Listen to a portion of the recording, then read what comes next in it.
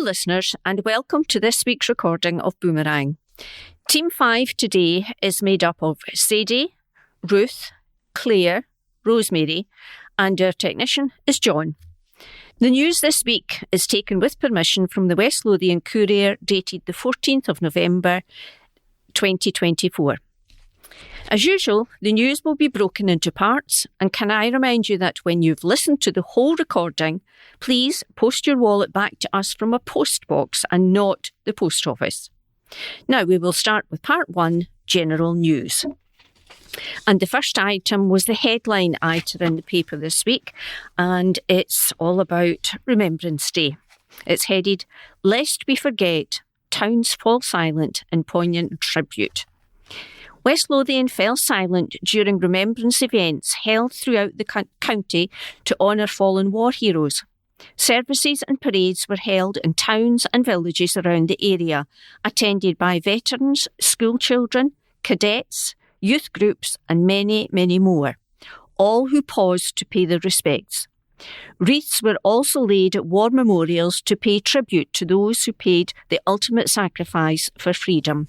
And there are many pictures, and within the pictures we have some cadets, we have some school children, we have some local communities, all respectfully dressed, and poppies on show everywhere. And the picture's headed, "When you go home, tell them of us and say, for your tomorrow, we gave you our today." This article is also about Memorial Day. Schools gather at War Memorial to pay respects. ASA Scotland Charity Chairman Councillor Harry Cartmill and Secretary Tommy Davison held a service of remembrance at Bathgate War Memorial on Friday, November the 8th. Also taking part were children and teachers from St Kentigern's Academy, St Mary's Primary, Bog Hall Primary, St Columba's Primary, Windenow Primary and Balbardy Primary. Davison said the service was a poignant way to remember those who had lost their lives. He said the children read the names on the memorial. They also heard Harry's family story and connection to the Battle of the Somme. They heard about the sacrifices made by our armed forces. All the children gave local RAF veteran Meg Stenhouse a massive thank you for her military service. Meg has researched all World War I, World War II and the Korean War for Bathgate and West Lothian, and she has ensured that future generations will learn and never forget our heritage. Reflection music and a poem from Iona Gemmell, S1 Bathgate Academy, was read by Matthew. There were 2-minute silence to remember the fallen, giving thanks to veterans and their families for their sacrifices. This article is titled, "Runners Are Still Alive Thanks to Life-Saving Kit. Malcolm and Stephen appeal for more defibrillators." 2 runners who survived a sudden cardiac arrest within weeks of each other, thanks to the same defibrillator, are appealing for the life-saving devices to be publicly registered.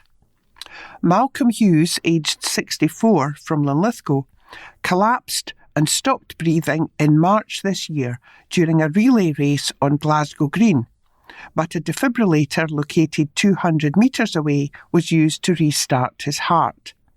Then, just weeks later in April, Stephen Lappin, aged 59, from Glasgow, took part in a lunchtime run in the park and also suffered a cardiac arrest. Again, the same defib was used to restart his heart. In both cases, a member of the public called 999 and the emergency call handler directed them to the nearest defibrillator, registered on the circuit, the national network which allows emergency services to locate and direct callers to the life-saving devices. The defib was on the outside wall of the nearby boathouse. There are currently over 98,000 defibrillators registered on the circuit across the UK, but they are not evenly distributed. Data has shown that deprived communities need better support to help improve response times to an out-of-hospital cardiac arrest. The British Heart Foundation fears that the gaps in the map of defibrillators are putting lives at risk. Now Malcolm and Stephen are supporting the Heart Charity in asking all organisations with defibs to register them, which means they are publicly available in an emergency. Malcolm says, "I was running when I started to feel unwell, and shortly after that, I blacked out." Another runner phoned 999 and was directed to the defibrillator, which was about 200 metres away at the boathouse. "I was just incredibly fortunate that it happened when it did, where it did. One of the main reasons that I am alive today is that the passers-by who witnessed my collapse were directed to the nearest defibrillator by the emergency services.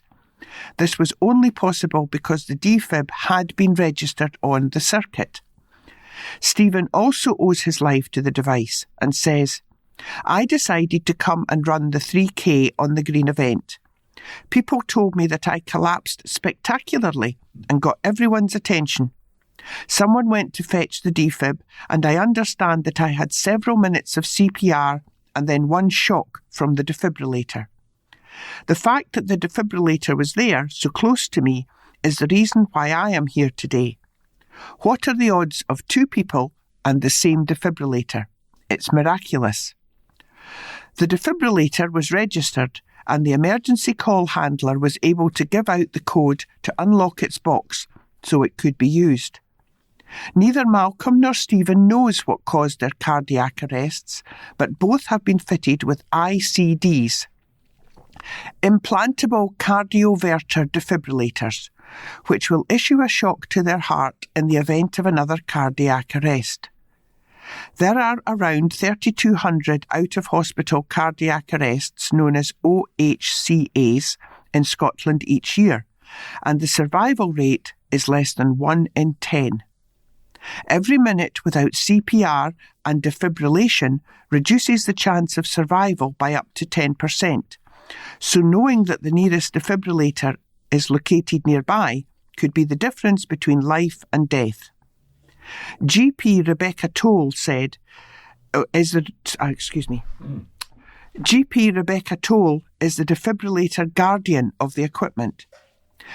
These 2 occasions are the only time it has been deployed since it was installed in 2023. She said, "When I found out that our defibrillator had saved 2 men's lives, it was overwhelming, quite emotional. Had the defibrillator not been available to the public and registered on the circuit, then these 2 men may have lost their lives. It doesn't take a lot of time or effort to register a defibrillator, and it saves lives, so really it's a no-brainer. To this day, it is impossible to know how many defibrillators there are across Scotland which are not registered, and therefore are not visible to the emergency services or available to the public. You can check if your defibrillator is registered at www.defibfinderuk, and you can register at www.thecircuit.uk. This next article is by Stuart Somerville, and it's headlined "Campaigners Told to Make Some Noise in the Battle for Help with Cost of Crumbling Concrete in Homes." Campaigners fighting for help tackling the costs of dealing with crumbling concrete in their homes have been urged to make some noise and stage a protest at the Scottish Parliament.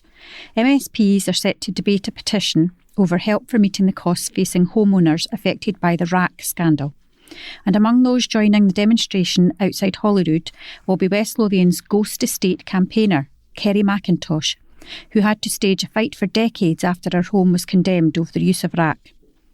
In West Lothian, more than 150 owners of ex-council homes, as well as those owned by housing associations such as Amond Housing, face repair costs. Homes in Bathgate, Broxburn, Livingston and Linlithgow have been discovered to have RAAC roofing panels. A national campaign has won the support of some MSPs ahead of the debate, as pressure grows on the Scottish Government to find cash to deal with the problems facing private homeowners. Many face unknown bills for structural surveys, as well as paying for repair work. And many have also found their building's insurance has been cancelled. Kerry fought for almost 20 years for a new home after the house she bought on a council estate in Livingston was discovered to have rack, roof and wall panels. She moved into a new home built by Springfield Homes in May at the start of a regeneration of the Deans South. She said, "This affects thousands of people across Scotland. It makes sense for us to make some noise. We are so happy that this petition has been accepted and that some MSPs are giving us their support."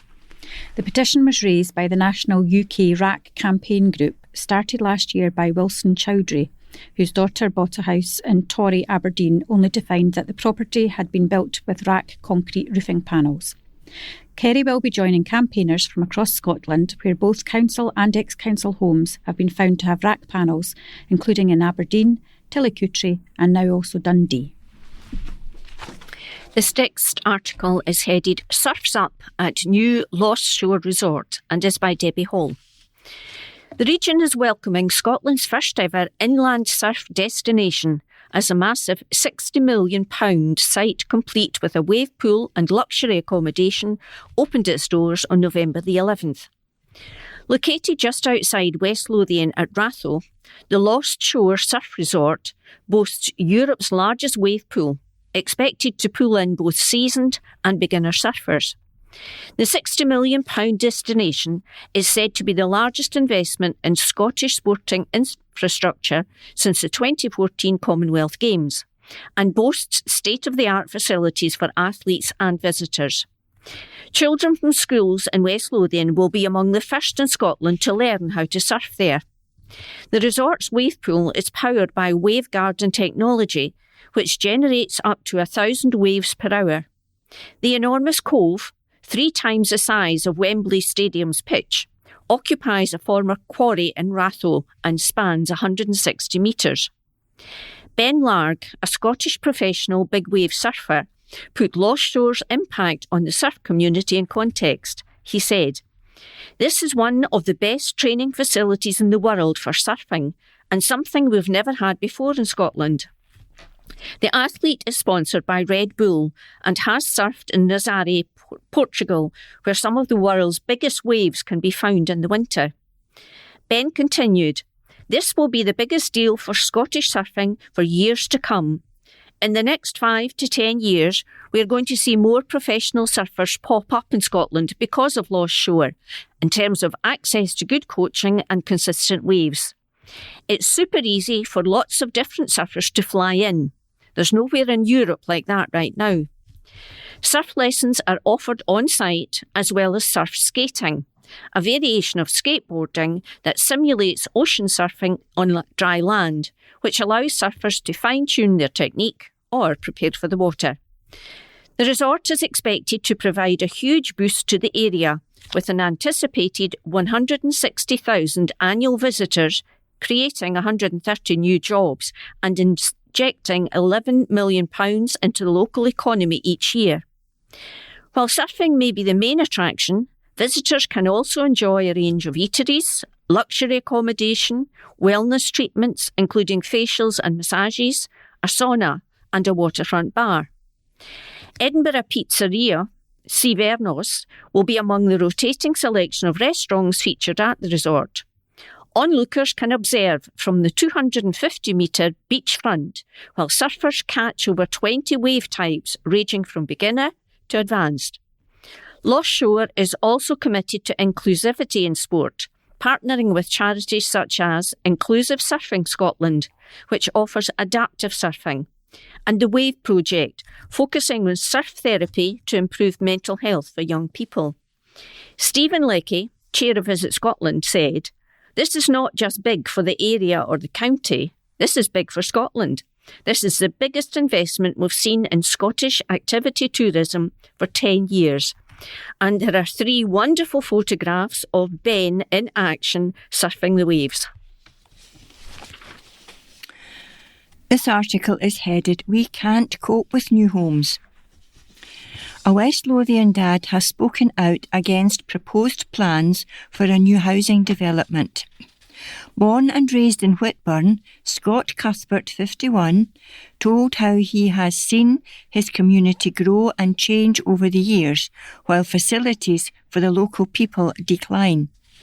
Last week, West Lothian Council cautiously welcomed plans for over 300 houses to be built at the western end of Bents and Stonyburn, despite objections. While Scott recognises the need for more housing, he argues the support for the growing population is simply not there. The warehouse worker said most of the village in... The warehouse worker said most of the villages in the West Lothian area are now having their developments added to the outskirts, but unfortunately they don't increase the services needed to support them. I have lived in Whitburn all my life, and I can see my community and demographic changing from when I was in my 20s. It is double the size now. But the doctor's surgeries are pushed to the max already. You're waiting weeks for an appointment. In Fauldhouse, the local dentist closed, and then those patients were moved elsewhere. My partner was told she would have to go to Bathgate. Luckily, she managed to get a dentist in Whitburn, but even I had to wait 2 years to get a dentist. But how can you encourage more people, families, especially to move here when there's nothing to support them? The Excite facilities have closed, and there's really nothing for the kids to do. Some nurseries in West Lothian are said to be closing too. In August, West Lothian Council chiefs warned 9 council nurseries could close by the end of June next year to remove hundreds of surplus places, including St Joseph's in Whitburn, which would be the closest nursery to the Stonyburn development. What are they meant to do when doctors, dentists and nurseries are already at capacity by the people from other villages are being pushed to Whitburn, Harthill or Bathgate, Scott continued. The 51-year-old raised his concerns over the knock-on effect the lack of facilities in the community could have on young people. He said, I have a 13-year-old son, and we're lucky we can pay for him to go to and take him to clubs and places, but not every parent can do that.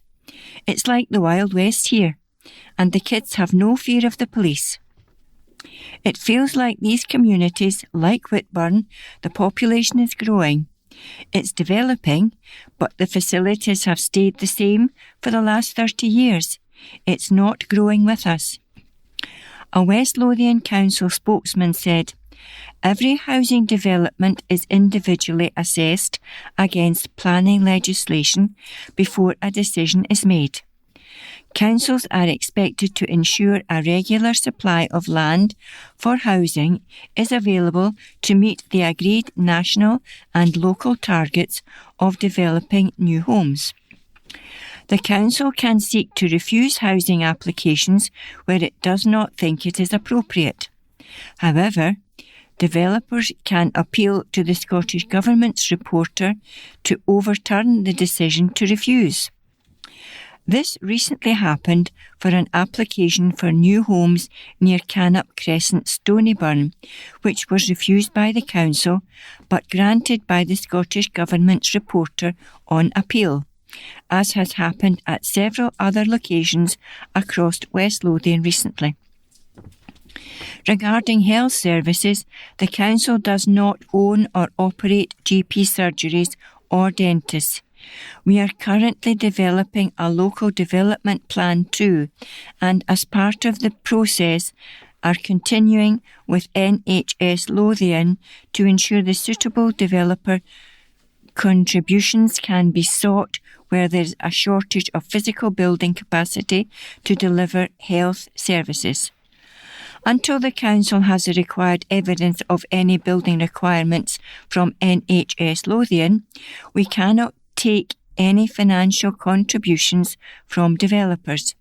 This would also only allow us to seek contributions to deliver physical buildings and not address any potential shortage of trained staff required to deliver health services such as GPs or dentists.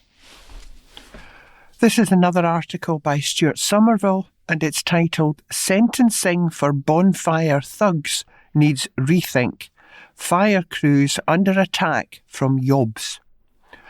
The leader of West Lothian Council has called for a complete rethink on the sentencing of thugs who attacked police and fire crews in the wake of bonfire night violence. Speaking at this month's meeting of the Livingston South Local Area Committee, Councillor Lawrence Fitzpatrick Councillor Lawrence Fitzpatrick said he found the hostilities around November the 5th depressing. Councillors thanked fire officers for their work in the run-up to the event, with Maria Macaulay saying that there had been massive changes in areas like Ladywell. Watch Commander Paul Harvey gave a rundown of fire statistics for the second quarter of the year to the meeting. These do not include incidents around bonfire night, which will be collated for the next meeting. While there were some incidents in and around the Livingston area, the most serious disruption in West Lothian was in Blackridge, where fire crews were attacked in one incident. Despite the new firework control zones in place in Edinburgh, the capital saw the worst outbreaks of violence, with attacks on fire crews and police officers, as well as criminal damage to properties, including new cars on a car sales lot. Councillor Fitzpatrick said he had heard complaints of a fire being set up in open space on Deadridge Rise, with people throwing fuel onto it. The neighbours, who are mostly elderly, were afraid to confront the culprits, and the site, which is considered green space, has now had to be cleared up by the council. Representing Livingston Village Community Council, Diane Loughlin raised concerns about the size of a bonfire in Alderstone Place. Mr. Harvey told the meeting that organisers of the bonfire had been spoken to on the day and cautioned against adding more material because the bonfire, when inspected at lunchtime, was at the permitted height. He said he would consult stats to see if crews were called back and report to the committee. Mrs. McLaughlin said, "Fireworks seem to be out of control for me. It just goes on and seems to be so noisy. I just don't understand why we should be allowing it. It's gone on for a week now, and we know it will happen again at Christmas and New Year. My neighbourhood is fed up with it." Councillor Fitzpatrick said, "I think we really have to think this through hard, the whole Guy Fawkes night. It's up to lawmakers, because what I found really depressing, bearing in mind what you, the SFRS, said and the police do, was what happened in Edinburgh. Fire officers were not able to get out of their machines because they were getting rocks and stones thrown at them, and a woman police officer got struck with a brick through a police car window. What is the sentencing arrangement for those who commit crimes like that? Personally, I think there's a complete rethink required on this issue." Councillor Macaulay thanked Police Council and fire crews for all the work they did on the run-up to bonfire night, saying, "I know there's an awful lot of collaborative work, and it does make a difference. I know the community council I was at last night, Ladywell, they said there wasn't as much of an issue this year, and that's the first time they've felt it, so that's pretty massive. I know it takes a long time for these things to come into effect." And that brings us to the end of part 1. Welcome back to part 2, and we will start with the family announcements and then continue with the general news. Sybold, Dr. David, Dave, a beloved family man, local GP and intrepid adventurer, passed away peacefully on Monday, October the 28th, 2024, aged 93. A devoted physician, Dr. Sybold served the Bathgate community for many years and was well known for his kind spirit, keen humour and deep commitment to caring for others. Beyond his dedication to medicine, he had a passion for the mountains, becoming only the 312th person to climb all the Scottish Munros despite breaking his back in the 1960s and being told he might never walk again. Dave leaves behind his beloved wife, Dr. Barra Sibbald, daughters Susan and Anne, and grandchildren Fiona and David. True to his character, he chose to forego a funeral service, instead donating his body to Edinburgh University Medical Facility, where he and Barra first met as medical students in the 1950s. The families would like to express their deep gratitude for the compassionate staff at the HC1 Care Home Linlithgow who took such good care of Dave. And there's a quotation from the Munros. "Only a hill, but all of my life to me, up there between the sunset and the sea." This article is titled Booze Licence Granted. A new Lidl store in Craigshill has been granted provisional licence to sell alcohol. West Lothian Licensing Board heard this week that the new store is expected to be open for business by the end of October next year. Lawyers for the supermarket said that the new store would create the equivalent of 40 full-time jobs. The board heard that the site of the new supermarket at 1 Almond Road was formerly a car showroom. It has now been cleared and preparatory building work is underway. Clerk to the board, Gary McMullen, told the meeting that there had been no objections or adverse comments to the application for a provisional licence. An agent for the chain, which has premises on Alderstone Road in the town close to Livingston FC Stadium, told the board, "You may have seen that work has started. The initial stages are now underway. All being well, the projected opening date is the end of October next year, and the expectation is that the supermarket will create the equivalent of 40 full-time jobs. This is an additional facility very much aimed at servicing local residents of Craigshill and Mid and East Calder. The proposal is for a supermarket with a 63.5 square metre all year round for alcohol display, and we seek an additional facility around Christmas time, and that will then be taken away." This next article is entitled Winners Venny United are suited and booted. Sponsorship joy for under-12 team. Kids from West Lothian's newest football team have scored a brand new kit thanks to the Centre Livingston. The shopping centre was delighted to present the newly registered Venny United Community FC Under-12s team in Knightsbridge with their first ever fully branded strips and boots after winning its competition to sponsor a local club and get fully kitted out. The competition, which was launched last year and won by Mid-Calder Colts 2014's team, is part of the Centre Livingston's Supporting the Community initiative, which is designed to help various sports clubs, charities and social enterprises in the local community to raise awareness, funds and benefit from sponsorship opportunities. Similarly to last year, the management team at the Centre Livingston were inundated with entries again, with the Venny's letter which highlighted the research into the lack of free sports opportunities for children in the area particularly standing out. The Venny is an organisation which provides educational and social opportunities for children and young people aged between 5 and 18, aimed at improving their developmental and life skills, building confidence and highlighting their talents and potential by introducing them to new learning activities and experiences. The sponsorship application was submitted by SFA qualified sports coach Jen McCusker, who also carried out the research while studying at West Lothian College. Jen, who was awarded Student of the Year, was also a finalist in the National Youth Link Scotland Awards in the Health and Wellbeing category, in recognition of her outstanding work in youth sports at the Venny and throughout West Lothian. Following her research, Jen has since developed a new sports group, Play on West Lothian, in partnership with West Lothian College sports coaching students to provide free seasonal camps and sports tuition for young people in the area.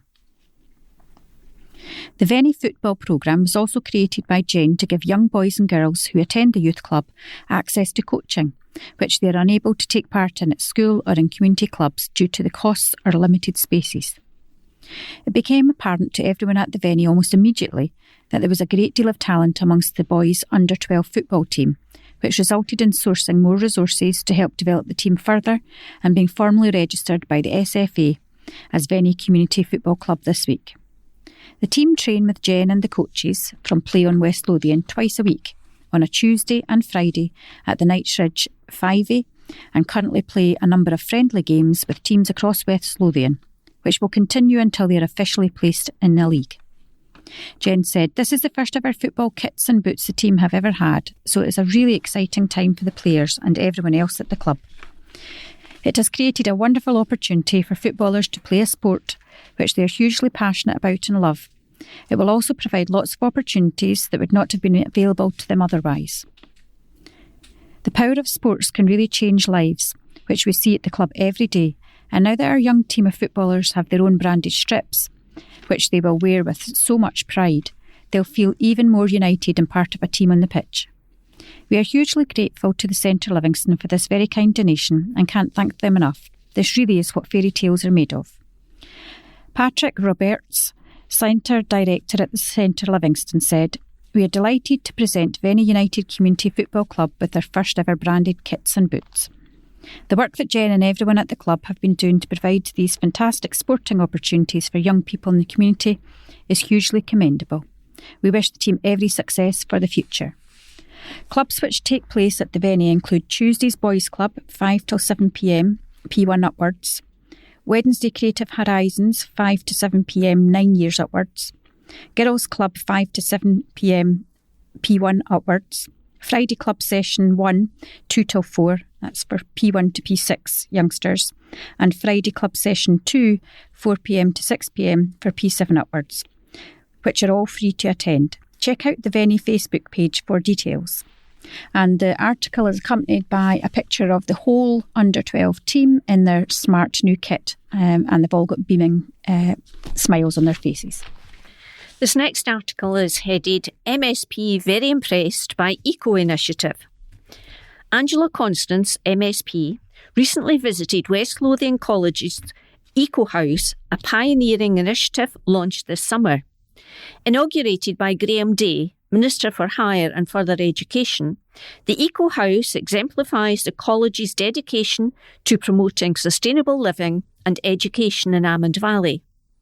The Eco House encompasses 2 semi-detached homes designed to advance Scotland's goals for achieving a net zero carbon economy. As the first centre of its kind in Scotland, it provides students with essential skills in sustainable construction and renewable energy sectors. Angela Constance remarked, "The Eco House is an outstanding example of how we can equip our students with the necessary skills for the future, while also fostering sustainable growth in our community. This initiative truly positions Amond Valley at the forefront of green education and innovation. The Eco House includes a platinum building with a versatile training shell. The Platinum House is equipped with features such as triple glazing, solar panels and electric vehicle charging facilities. Meanwhile, the training shell offers adaptable training opportunities for installations like air source heat pumps. And there is a photograph of Angela Constance chatting to one of the students, and in the background you can see several other students working on their construction skills." This article is headed "New Shop to Bring Danish Design to Livy." Danish homewares store Sestrine Green is ready to open in Livingston on Friday at 10 a.m. With over 300 stores worldwide, the international retailer is bringing its signature Scandinavian style and affordable prices to Livingston just in time for Christmas. Situated at the centre Livingston, shoppers can look forward to the brand's frequent product drops and seasonal collections, including contemporary interiors, hobby items, children's toys, soft furniture, kitchen accessories and more. To celebrate the opening, there will also be an unmissable giveaway up for grabs. The first 100 lucky shoppers through the doors will receive a voucher for a free large tufted rug worth over £60, along with a chic canvas goodies bag full of Scandinavian cestrine green treasures. Customers can also expect to enjoy complimentary refreshments and some surprise performances. Inspired by the Danish concept of hygge, cestrine Green's products and cosy atmosphere wrap you in a sense of comfort, warmth and joy. Once open, shoppers will be able to find all the last-minute Christmas items they'll need for gift wrapping, decorating and party hosting. Mikael Green, CEO and co-owner of Cestrine Green, comments, "Bringing Cestrine Green to Livingston will create a unique shopping experience for the community.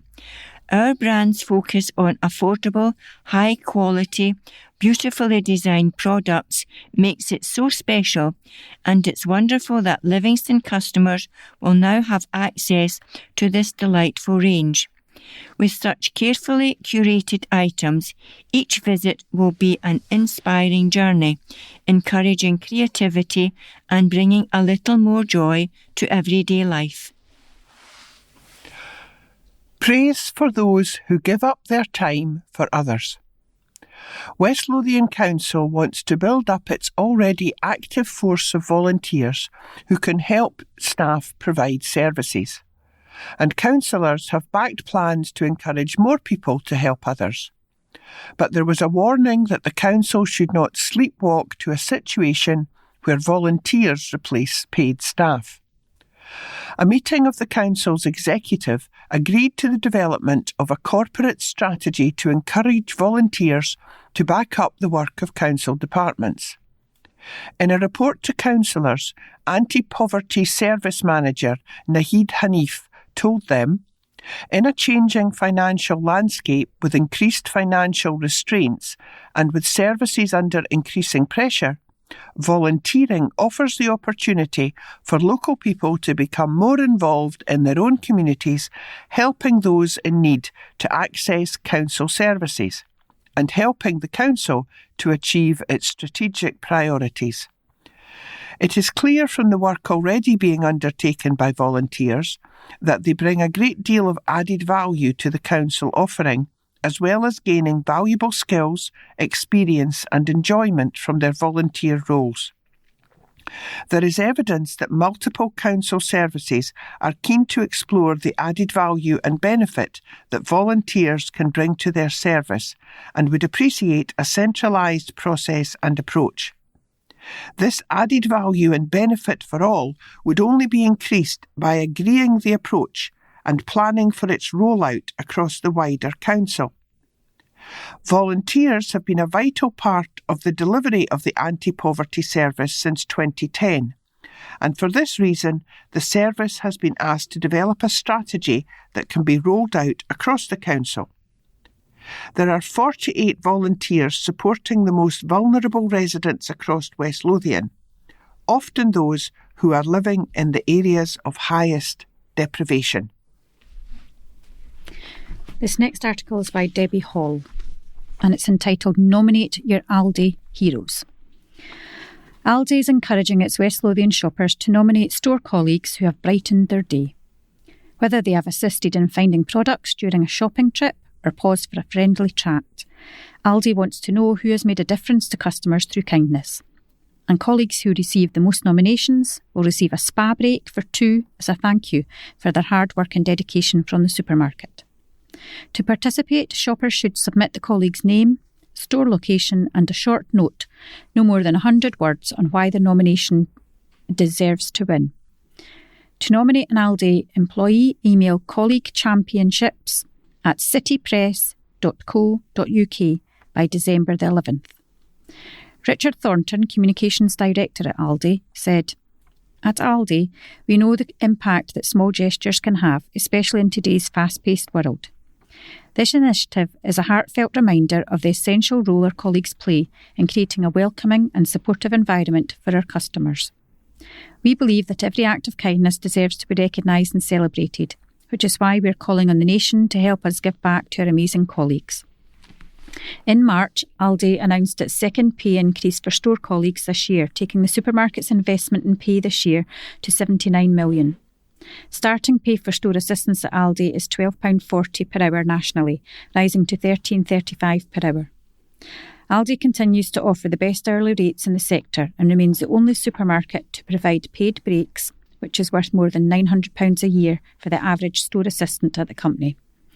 Those interested in applying for a career with Aldi can visit www.aldirecruitment.co.uk. And this next short article is headed "Police Launch Probe After Car Thefts." Police officers in West Lothian are urging residents to be vigilant following a number of thefts of vehicles in the area. Between Wednesday, October the 30th and Thursday, November the 7th, officers have received reports of 6 vehicles having been stolen from Livingston, Bathgate, Broxburn and Whitburn. It is believed that each of these vehicles were targets of keyless thefts. Detective Sergeant John Irvin said, "We urge all vehicle owners to be aware and take extra precautions to combat this type of criminal activity, including not keeping keys or fobs near doors or windows, and buying a signal blocking pouch that can block the transmission of the signal from the key. Steering locks can also be effective, while vehicle trackers and tracking devices are also a form of additional security and can assist police in recovering stolen vehicles quickly. Anyone with information about these thefts should contact police officers via 101 or, alternatively, call Crime Stoppers anonymously on 0800 555 111. M-slip at Junction 3 closing for 4 nights. A busy slip road on a stretch of the M8 at West Lothian will be closed for 4 nights. The slip road exiting the M8 eastbound at Junction 3 Livingston will be closed between 8 p.m. and 6 a.m. on the nights of November 14, 16, 17 and 18. These closures will allow for the next phase of works to begin on the bridge that carries the slip road over the A899 local road. During this time, traffic wishing to exit the eastbound M8 at Junction 3 will be diverted via Junction 3A, Starlaw East roundabout, Carnegie Road, Deans Road and the A89 to Dechmont roundabout, adding approximately 4 miles and 8 minutes to affected journeys. And from the morning of November the 15th until March 2025, a lane closure will be in place on the M8 Junction 3 eastbound off-slip to allow access for concrete repairs on the abutments of the bridge. All traffic management on the A899 underneath the bridge will be removed after November the 14th. David Bishop, Bear Scotland Unit Bridge Manager, explains, the ongoing major works to maintain the structural integrity of this bridge having progressed well. To protect the safety of road users, it is essential that the slip road is closed. However, we have planned these works to take place overnight to minimise travel disruption. We thank the community for their patience. Council pays £3 million for affordable homes. West Lothian Council is to buy a new block of flats in the rapidly expanding village of Winchborough to add to its stock of social housing. Councillors approved the £3 million price tag at this month's meeting of the Executive. The new block will be available to let by the summer of next year and provide the council with 16 two-bedroom flats. In a report to the Executive, Marjorie Mackey, Housing Strategy and Development Manager, said, "While developing the options for use of the Additional Affordable Housing Supply Programme, known as AHSP funding, an opportunity was identified to purchase one full block of flats containing 16 new-build two-bedroom flats at Winchborough Grange, Winchborough, which will be completed by summer 2025. Whilst these units will not be completed by the 31st of March 2025, which is a requirement of the additional 2024-2025 funding from Scottish Government, the development is already under construction, and all 16 units would be completed by summer of 2025. Therefore, it is proposed that the available £3.3 million capital budget is utilised to purchase these units." Drink driving warning is given to teen pupils. Beer goggles give insight into risk on roads. An article by Stuart Somerville. Hundreds of students in West Lothian have been given a shocking insight into the dangers of drink driving through virtual reality beer goggles. The attempt to highlight the risks came as part of a revitalised scheme across West Lothian high schools, which aims to promote safety on the roads among younger drivers. More than 800 six-year students from across the county took part in the West Drive scheme. The 3-day event was delivered by local police with help from the Police Traffic Department and Scottish Fire and Rescue Service. It was the first in 5 years after a previous long-running scheme collapsed because of funding problems. The COVID pandemic also stalled its reintroduction. Chief Inspector Elaine MacArthur-Kerr told a recent meeting of the Community Safety Board that 66% of the county's 6-year students had taken part. While disappointed that the number was not higher, the hope is to increase numbers next year, with plans to find funding and other support already underway. West Drive first started in 2007 and was held in the start of the new school year, offering road safety lessons and driving safety to those who had just started driving or were about to take lessons. The event included input from road traffic officers and SFRS, showing road accident videos and displaying crash-damaged vehicles and rescue techniques. Virtual reality technology, known as beer goggles, also gave senior students an idea of what it was like to drive drunk and the effect of delayed reaction times. Advice was also delivered by drug and alcohol workers. CI MacArthur-Kerr said, "Starting last year, the Deputy Area Commander was keen to resurrect West Drive because of the positive effect on driver and passenger behaviour. Police Scotland is the lead agency in delivering West Drive, and road safety is part of the Lothian and Scottish Borders Police Local Police Plan." Local officer Ross Walker delivered the West Drive programme at Armadale Academy, the James Young High School and Inverarmond Community High Schools in Livingston in late September. The council funded bus transport to the schools for 6 years from across the county. Only Sinclair Academy and Winchborough Academy, which have no 6 years as yet, did not take part. Out of 1,267 who were eligible, the safety presentation was delivered to 842. Feedback from the event was overwhelmingly positive, with students saying they thought the course would make them safer drivers and passengers. A further presentation took place at Oakridge College. CI MacArthur-Kerr said she hoped that West Drive could be developed in the future to include other aspects of personal safety for those about to go on into adult life. And the article is accompanied by a photograph of the people who were delivering the course to the youngsters. And that brings us to the end of part 2. Welcome back to part 3, which begins with the quiz. Remember to listen at the start of part 4 for the answers to the quiz. Right, buckle up, here we go. 10 questions. Number 1.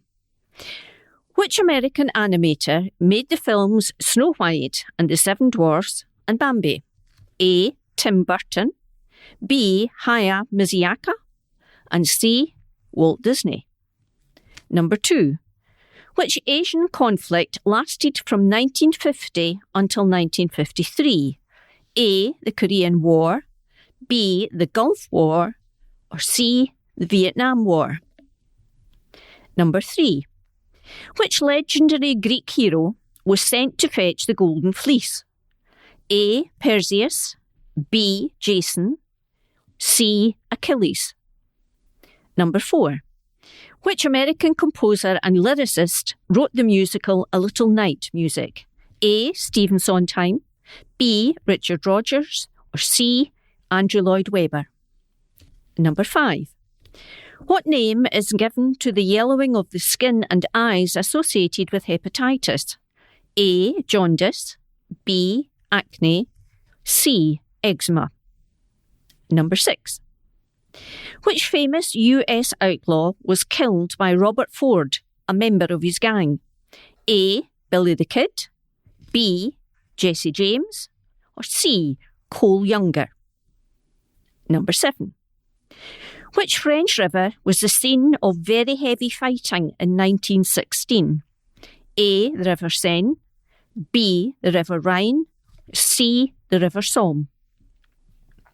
Number 8. What is the sacred scripture of Islam? A. The Quran, B. The Torah, C. The Bible? Number 8. Which Italian composer wrote the operas Madama Butterfly and La Bohème? A. Giacomo Puccini, B. Wolfgang Amadeus Mozart, C. Richard Wagner? And number 10. Which book of the Old Testament is also called Canticles and Song of Songs? A. Book of Psalms, B. Book of Genesis, C. Song of Solomon? And for a further little challenge, here are 2 words which you probably have used or know, but do you know the meaning of them? First word is raptor. Is it A. a rascal, B. a bird of prey, or C. to seize and carry away? And the next one is indelible. Does it mean A. lacking refinement, B. that which cannot be blotted out or effaced, or C. purple-coloured? Good luck to everyone. Now, the next 4 articles are all connected and they highlight the work being done by CHAS, which is the Children's Hospices. Oh, sorry, I'll read that again. They highlight the work being done by CHAS, which is Children's Hospices across Scotland. And it's headed, I'll buy Callie a special gift this Christmas, as always, and remember the beautiful memories and festive fun we had at Rachel House. Visiting there always felt like getting a big, warm hug. Mum shares her CHAS story as Appeal is launched, and it is by Jenny Folds. For Mum, Kate Miller, visiting Rachel House with her precious daughter Callie, particularly at Christmas time, was like getting a warm hug. Kate has told how she will always be grateful to CHAS, which operates the Children's Hospice along with Robin House, for the cherished memories she was able to make with her daughter. She shared her story as CHAS launched its 2024 Christmas appeal to secure much-needed donations that will give the gift of time and precious memories to the families of dying children. 3 children across Scotland die of incurable conditions each week. The charity is determined to reach every single child who needs its help through the CHAS Christmas appeal, which includes a radio advert and a television advert depicting the heartbreak faced by families whose children die young. Although Christmas is a time of mixed emotions for Kate, whose 8-year-old daughter Callie died on December the 8th, 2018, she is able to look back fondly on all the many happy times she spent with Callie at CHAS's Rachel House Hospice in Kinross. She said, "We were lucky enough to enjoy 2 Christmas stays together there. Going there always made me feel like getting a warm hug, especially at Christmas time. When you spend Christmas at Rachel House, the nurses and all the staff go out of their way to make it the most special time for all the children staying, as well as their siblings, parents, and other family members. The hospice is full of love and laughter at Christmas. It's a truly magical time. The whole place is beautifully decorated with tinsel everywhere. Santa comes for a visit. There's a big Christmas tree with colourful twinkling lights, and festive songs and films are played throughout the day. There are special arts and crafts for the kids, like making your own stockings, and the kitchen staff bake the most delicious Christmas cookies for everyone to enjoy. Christmas Day itself is always really special. The last Christmas we spent there, Callie and I were made such a fuss of and given lovely presents to open with all the other families.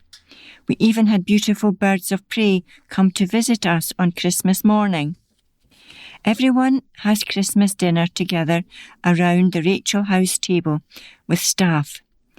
If we were at home, it would just be Kathy, Callie and I on our own, and I'd have to do her physio and all her care. But at the hospice, I could just be Mum, so we could enjoy the day together, opening presents and having lovely cuddles. Callie was first referred to Rachel House a year after suffering an accident in a pool on holiday in Spain when she was just 4 years old. The tragedy left the previously healthy youngster brain damaged, wheelchair bound and with quadriplegic cerebral palsy.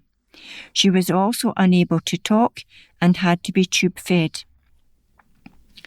Callie spent the next whole year in various hospitals with her devoted mum, Kate, by her side. When she was eventually discharged from hospital, Kate had to become Callie's full-time carer. Kate of Arbroath said, "I was happy to care for my beautiful girl, but as she could no longer talk or smile or walk as she had before, it was as if she was locked inside her body, which was heartbreaking." After 9 months of giving Callie 24-hour care all on her own, Kate became totally exhausted, which is when Chaz stepped in to offer home care and respite visits to Rachel House. I was so grateful for the support. The Chaz at-home visits were fantastic. The girls were so lovely and would take Callie on walks or to the cinema or do sensory activities with her. They became like part of our family. I must admit I was quite scared about going to the hospice for the first time, recalls Kate. I didn't want to think about going to a place that was about saying goodbye to Callie, but as soon as we walked through the doors, we were greeted with warm smiles and we felt at home and among family. We instantly felt happy there, and it became our safe place and somewhere to make the most special memories together. Despite not being able to communicate as she had before her accident, Kate could tell Callie was at her happiest when she was at Rachel House. She said, "Callie would let me know she was happy in her own little way. I could tell by her eyes, and she would make lots of little contented sounds when she was there, especially when there was music playing, especially Disney music or Frozen songs, or when the staff would do sensory play with her. Callie was always happy at Rachel House, and so was I, as I could stop being her carer for a little while and just relax and be her mum." A very special moment Kate will cherish forever was when Chaz brought Callie and her mum together in the hospice pool for the first time. Kate said, "I had not been in the water with Callie since her accident, so there were a lot of tears when Chaz physiotherapist Helen handed her over to me in the pool for a special embrace. We stayed like that, hugging each other for a long time. It was so special." Callie and Kate enjoyed many respite visits to Rachel House and were even there a few days before Callie sadly died in December 2018. Kate recalls, "We had enjoyed a really good stay at Rachel House. Callie had enjoyed using an eye gaze, which is a special eye-tracking technology device, for the first time. and we were looking forward to spending Christmas together at home. Unfortunately, just 2 days later, Callie became unwell and had to be admitted to Ninewells Hospital. Callie's condition continued to deteriorate, and she sadly died a few days later. I was devastated, completely heartbroken and hysterical with grief, and I could not come to terms with what happened, Kate recalls. Thankfully, one of the nurses, Diane, from Rachel House, came to the hospital to be with me and helped make arrangements for Callie to be transferred back to Rachel House.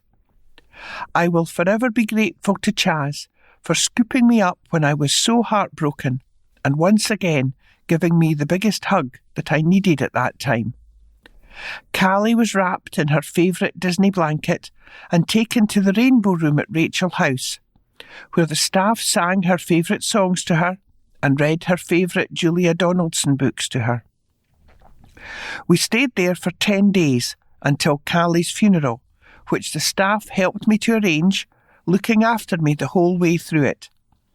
The activities team did lots of memory making, such as getting hand and foot casts made and placing locks of Callie's hair in a little card, tied with a beautiful bow for me to give to family members. One of the team, Gemma, also pleated her hair on the day of her funeral, just the way she liked it. They thought of everything. While Callie was in the Rainbow Room, I spent some time reflecting in the beautiful hospice gardens and was surprised to see a ladybird crawling towards me in the snow. Ever since then, I have felt that ladybirds are a sign that Callie is near. This led me to create a ladybird design for Callie's Chaz alphabet letter in her memory. Callie's funeral took place on December the 18th, just 7 days before Christmas. Kate said, at a time when other families were buying last-minute festive gifts for each other and looking forward to being together, I was attending the cremation of my only child, my beautiful daughter. I was heartbroken, and if it hadn't been for the staff at Rachel House, I don't think I would have got through it. The funeral was conducted by Chaz chaplain Monica, who went above and beyond in the run-up to it, on the day and afterwards too. I will forever be grateful to her for her kindness and to all the hospice staff for lining up in respect to make a guard of honour as Callie left her favourite place for the final time. A special song that the musician from Rachel House, who is also called Rachel, wrote with Callie previously, entitled You're Gonna See My Eyes Roll, to the lyrics of Katy Perry's Roar, was played at the funeral, which was so touching. It was so Callie, and everyone who knew her knew how much she would have loved an eye roll. All the staff at the hospice carried me through my grief with their kindness and gave me the strength I needed to say goodbye to my beautiful daughter. They helped me arrange for a hand cast of both mine and Callie's hands to be made to show we will forever be holding hands. Kate, too, has made lots of friends with other parents through Chaz, continues to receive bereavement support from the charity. She said, this Christmas I will buy Callie a special gift, as I always do, and will remember all the beautiful memories we made together and the wonderful festive fun we had together at Rachel House. I hope as many people as possible donate to the Chaz Christmas Appeal so that even more families can make many wonderful memories together, just as we did. Ian McAndrew, Director of Income Generation and Engagement, Fundraising and Communications at Chaz, said, Chaz is determined to ensure that as many families as possible enjoy precious time together filled with happiness and joy this Christmas.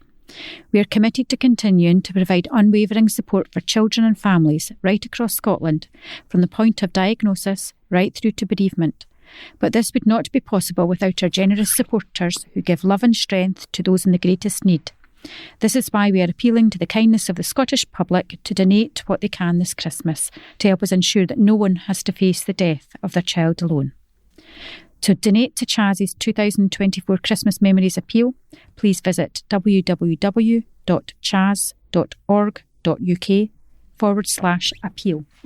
And the article is accompanied by a photograph of Kate holding the Forever Holding Hands cast of her and her daughter Callie's hands. And now back to the general news. This next item is headed, We're here to listen if you want to talk at Andy's Man Club and is by Debbie Hall. Men who are struggling with their mental health or just the day-to-day pressures of what modern life throws at them are being assured there is a safe and welcoming place for them to talk it through. That's the message from Andy Beattie, who helps to run one of the 4 Andy's Man Clubs that meet every week in West Lothian. Andy is a facilitator at the Broxburn branch of the club, but there are also clubs in Bathgate, Armadale and Livingston. He wants men out there who are struggling to see there is a club that might just be next door that can help them. He said, "I've been lucky that I've been going to the club for almost 3 years and I now been working there for over a year. I've seen men broken and in tears, not knowing where to turn for help. These men usually return to the club and I see them gradually improving each week and getting their confidence back slowly. Knowing there is a place that they can talk without being judged is a huge help. We've had men who struggled leaving their own home get back in their car and drive a significant distance. This is what keeps us doing what we do. You see the effect it has on improving men's mental health. And you've got to remember that as facilitators, we were that man walking scared to a club for the first time with a huge weight on our shoulders. Everyone in the group has had some struggle or has had one in the past. As facilitators, we still go to keep our mental health good too. This is helped by helping others. It's such a great feeling. All of our facilitators do what we do because we see how it helped them and now they would like to help others. Andy's Man Club takes its name from Andrew Roberts, a man who sadly took his own life aged 23 in early 2016. Andy was a doting father, son, brother, grandson, nephew, cousin and friend, and was just 23 years old when he was taken away by suicide, sadly and tragically without warning. His loved ones set up the Andy's Man Club movement in his memory. Andy said, "Numbers do vary from week to week depending on the time of year, and sadly, as we come into the darker months of winter and towards Christmas, the clubs tend to see numbers rise." He said, "Christmas last year was the highest number at Broxburn, which was 39, and we are required to use 2 rooms in the club, as, especially if you have a social anxiety, this number in 1 room can be too much. As the group grows, we seek new venues or indeed additional rooms." Andy continued, "In September this year, myself and 3 other volunteer facilitators decided to open a new club to help take the pressure off Broxburn. Fico's in Kirkliston generously offered us a space in the restaurant free of charge as they are closed on Mondays. I know it's technically Edinburgh, but it's in the cusp of West Lothian. Some of the men who went to Broxburn stayed in Kirkliston or Winchborough area, so it was easier to get there. Another reason was due to the numbers who sadly take their own lives on the Forth Road Bridge. I would say on average at each West Lothian club there must be around 20 men attend each one just now, which is brilliant." Andy added, "I have seen a lot of men come through the doors and I see huge change in them as the weeks progress. Men leaving the house, going on holiday again, men realising they aren't alone in their thoughts, men who have previously attempted to take their own life and thankfully failed. Seeing men laugh, who I remember came in crying, is what motivates me and every one of the facilitators. Any man aged 18 and over can go to any Andy's Man Club .co.uk and put their location in and it will let them know where the closest club is. They can go to any club, it doesn't matter where they live. The clubs don't require you to register, be referred or indeed book a space. Just turn up at any one of the clubs for a 7 p.m. start. Doors normally open around 6:30. You will be greeted by one of the facilitators who will show you where to go. Help yourself to tea, coffee and biscuits, all provided free of charge, then grab a seat. Anything the men say or indeed choose not to say is confidential and won't leave the room. Andy continued, we don't judge. We also avoid talking about divisive subjects. This is all said at the rules announced at the beginning. Men don't have to talk if they don't want to. They can just sit silent if they like. The only days the clubs are closed is English bank holidays, where we usually organise a social event like bowling or crazy golf. These are at a cost, as it's out with the clubs. Search Andy's Club on Facebook or visit andysmanclub.co.uk, and there's a very happy picture of some of the men with Andy's Man Club posters getting ready to go bowling. This is a sports article by Andy McGilvray. Lions roar into last four. Livingston number 2 Brian Rice says Tuesday's SPFL Trophy quarter-final win over Morton has given players a chance to stake their claim for a starting place in Saturday's top-table clash at home to Falkirk. The Lions go into battle with John McGlynn's side in West Lothian, knowing a win will put them 3 points ahead, though defeat would stretch the Bairns' advantage to 9. Livingston made 7 changes for the 2-1 win over Morton, with goals from Rhys McAleer and Stevie May, setting up a semi-final clash at Dunfermline in January. Rice said after the game, "We have made 7 changes, and it was a bit of everything. Eyeing Saturday, obviously, but the boys deserve a chance to play in a competitive game. They play bounce games, reserve games, but this is a first-team game in a national competition, so they need to play, to go out and show the gaffer, I should be on your team, or you can rely on me, and it was good to get them out on the pitch. Saturday is a big game. We're playing Falkirk, who are top of the league. We're second top, so it should be a cracking match. It's 3 points. We can get 3 points closer if we win the game. It will be a difficult game. Falkirk are a good team. There was nothing between the teams when we played them at the Falkirk Stadium a few weeks ago, which was a 0-0 draw on October the 8th, so it's one to look forward to." Rice said Livingston deserved to win the game against championship rivals Morton, but they'll worry about the semi-final when it comes around. He said, "We set out to win the game and try to get into the semi-final. We scored 2 good goals, got a wee bit sloppy with the goal we conceded, but overall on the performance, I think we deserved to win the game. The 2-0 we had a couple of chances. Big Teddy Yenge had a couple of good chances. He's not put them away, but you always give the opposition a glimmer of hope. And that's what happened towards the end. But at least we created the chances, and that's a good thing. The boys went out there and did what they had to do." Rice says Livingston have no knocks to report from Tuesday and will be strong when Falkirk comes calling. Win a £25 gift card to spend at the centre. It's easy to enter our great contest. An article by Debbie Hall. Whether you're shopping for the children, partners, siblings, or even treating yourself this Christmas, the Centre Livingston, which is one of Scotland's largest shopping malls, has got you covered. There are over 150 fantastic stores to choose from, including New Look, The Entertainer and Hotel Chocolat, and lots of great places to refuel during your shopping trip. If you're looking for a special outfit to wear over the festive period, there are lots of glitz and glamour in stores including River Island, featuring a fantastic range of top trending dresses.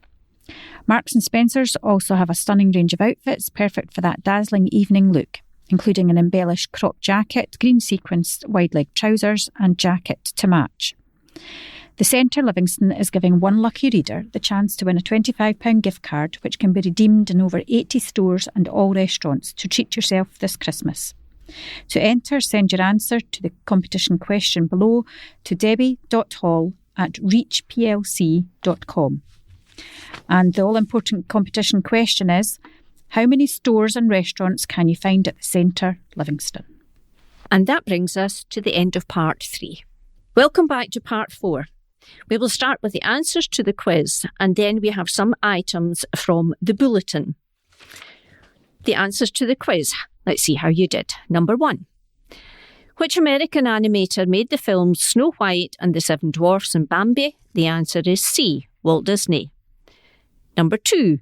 Which Asian conflict lasted from 1950 to 1953? The answer is A, the Korean War. Number 3. Which legendary Greek hero was sent to fetch the Golden Fleece? The answer is B, Jason. Number 4. Which American composer and lyricist wrote the musical A Little Night Music? The answer is A, Stephen Sondheim. Number 5. What name is given to the yellowing of the skin and eyes associated with hepatitis? The answer is A, jaundice. Number 6. Which famous US outlaw was killed by Robert Ford, a member of his gang? The answer is B, Jesse James. Number 7. Which French river was the scene of very heavy fighting in 1916?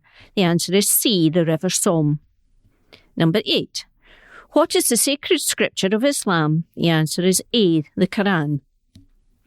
Number 9. Which Italian composer wrote the operas Madama Butterfly and La Bohème? And the answer is A, Puccini. And number 10. Which book of the Old Testament is also called Canticles and Song of Songs? And the answer is C, Song of Solomon. And the little word quiz.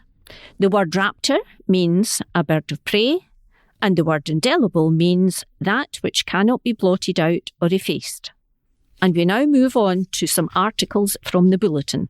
COVID Memorial takes shape. Construction of a new memorial garden in Livingston to remember those lost in the COVID pandemic is underway.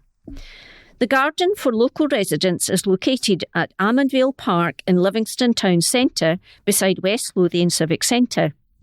The project is wholly funded by the Scottish Government and Green Space Scotland through their Remembering Together project, which seeks to give all of Scotland's 32 local authority areas the chance to reflect their unique experience of the COVID pandemic with the help of commission artists and creative organisations. Scottish Art and Design Studio Bespoke Atelier have worked extensively with West Lothian groups and communities to generate ideas, which aims to reflect that residents felt a renewed sense of appreciation for outdoor spaces and community togetherness following the pandemic. The finished design includes a feature wall made of recycled stone and a striking centrepiece called The Ribbon, with artistic renderings of plants and flowers that symbolise remembering those who passed away as a result of the virus. Construction is expected to be complete by the end of November 2024, with construction paused to avoid disruption with planned remembrance events at the nearby War Memorial at West Lothian Civic Centre during November. The next article is headed, Supported Housing Project Gets Underway. The project will deliver supported housing for young people and affordable housing.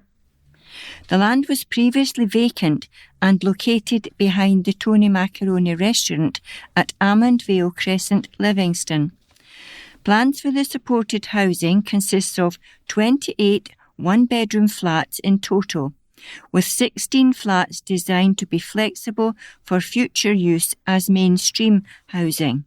The affordable housing will provide 20 units with a mix of 2 and 3 bedroom houses, along with 2 3-bedroom flats. Julie Whitelaw, Head of Housing, Customer and Building Services, said, "This is an important development and demonstrates that although the Council has severe financial constraints, we will ensure that the funding we do have is used to tackle local priorities, in this case, affordable housing and support for young people experiencing homelessness." This article is about planning ahead to be winter ready. The first part is about gritting. In the winter months, West Lothian Council has to treat over 1,000 kilometres of roads and around 1,300 kilometres of footways to combat the effects of bad weather. We cannot treat every road or footpath, we just don't have the resources, so we must prioritise certain routes. The Council's winter service policy has classified specific roads and footpaths within West Lothian as either primary or secondary gritting routes. These routes can be viewed on the Council's website, www.westlothian.gov.uk/winter, and if you look under gritting and winter maintenance. An extreme weather event will be considered to be an event when the continuous snow is forecast and likely to give significant accumulations in excess of 10 centimetres, covering the whole of the north or south expanse within the council area. The snow will also be expected to remain in untreated areas for a prolonged period due to low temperatures before a natural thaw disperses it.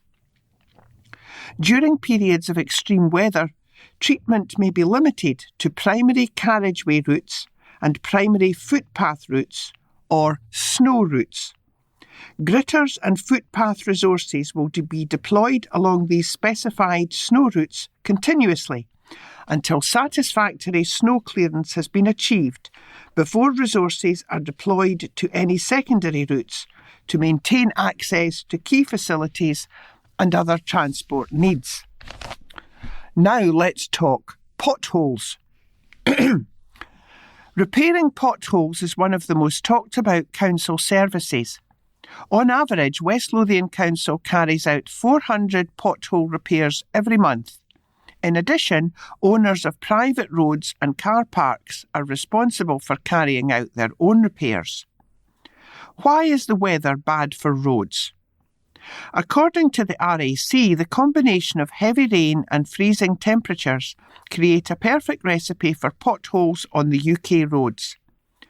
Potholes form due to freeze-thaw action, hence there are always more potholes over the winter months. Water will find its way into any cracks in the road surface. If this freezes, the ice formed will put pressure on the road surface, forcing the cracks to open. When the ice thaws, the gap is left a weak spot, which can become a pothole as traffic runs over the area. David Moll, the Council's Head of Operational Services, said, "Our safety inspection programme is ongoing, and we also respond to all reports of road defects. We would encourage people to use the web form on the Council's website to report any potholes or other road defects. We fully appreciate that potholes are frustrating, but they certainly aren't limited to West Lothian. The process of reporting potholes online has enabled residents to report potholes using a map within seconds, and this has increased the number of inquiries and reports. That way, the reports get carried out more quickly. Our primary concern with potholes is to ensure that the road network is safe and every defect is inspected and a risk assessment is carried out to determine the response time required for the repair. Once a pothole is reported to the Council, the roads team normally attend within 24 hours to assess the extent of the work. For high-risk defects, this means that we will infill potholes within 24 hours of the defect being recorded, and we will return at a later date to undertake permanent repairs if required. This ensures that the roads are safe and reduces the damage done to vehicles. Generally speaking, potholes assessed as lower risk can be infilled within 5 working days, although some may take longer due to the circumstances of the repair. More often than not, our team will put in a temporary patch. This ensures that the roads are safe in the short term and reduces the damage done to vehicles. Our team will return soon afterwards to undertake a full and permanent repair if that is required. This can involve traffic management or even temporary closures, So a patch is very helpful to both ourselves and motorists, as it prevents having to close roads completely whilst we schedule in permanent repairs.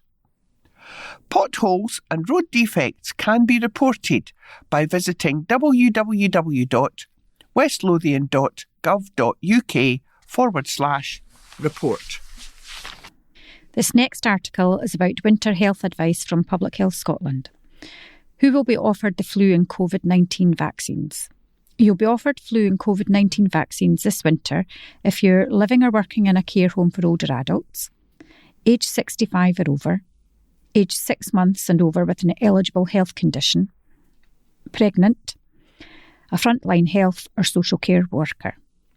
Please do not contact your GP practice regarding your winter vaccines. Winter vaccines are now delivered via the HSCP vaccination team. For more information about these winter vaccines, please visit nhsinforum.scot/winter-vaccines.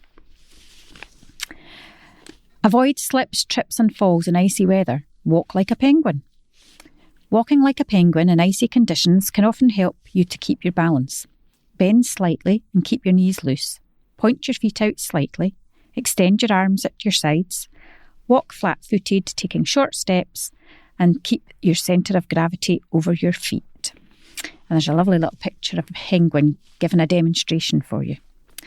For non-urgent slip and fall injuries, please phone NHS 24 or 111 in the first instance for advice or direction to minor injury units. Only attend A&E for serious fall injuries, suspected fractures and life-threatening conditions. For minor winter ailments, please remember pharmacy first. This is for ailments such as coughs, colds, sore throats and flu remedies. Only see your GP for consistent coughs that last 2 weeks or more. For eye conditions, contact local opticians in the first instance. The winter vomiting bug, norovirus. Norovirus is more prevalent in the winter months and very contagious. There is no cure other than to stay hydrated until the virus runs its course. Please do not visit hospital wards if you have the winter vomiting bug until symptoms have passed. And although that brings us to the end of the news in the Courier, we have an additional piece of information from SP Energy Networks on preparing for a power cut. SP Energy Networks are a distribution network operator in central and southern Scotland, Cheshire, Merseyside, North and Mid Wales and North Shropshire. They have recently distributed a leaflet through the post, and with permission, we have prepared an abbreviated version for you to listen to. If you would like to receive any of their customer leaflets or documents, or if you wish to have a page translated into Braille or large text, please contact SP Energy Networks on 0330 10 10 167. This service is free of charge. Number 1, ensure that anyone in your household who needs additional support is registered on our Priority Service Register. Number 2, have a torch close to hand with fresh batteries. Number 3, make sure you have a phone which doesn't need a main supply. Number 4, keep your mobile phone and power bank fully charged. Join our Priority Services Register. Power cuts are rare. When they happen, we offer extra support to people who need it most.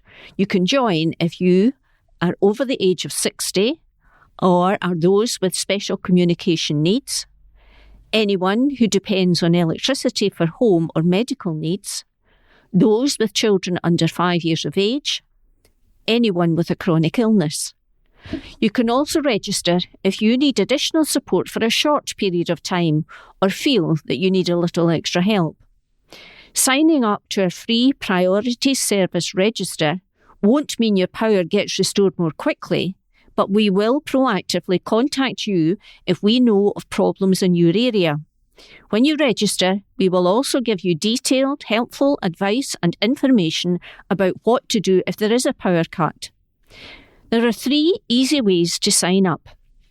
Complete a simple form on our website, spenergynetworks.co.uk /PSR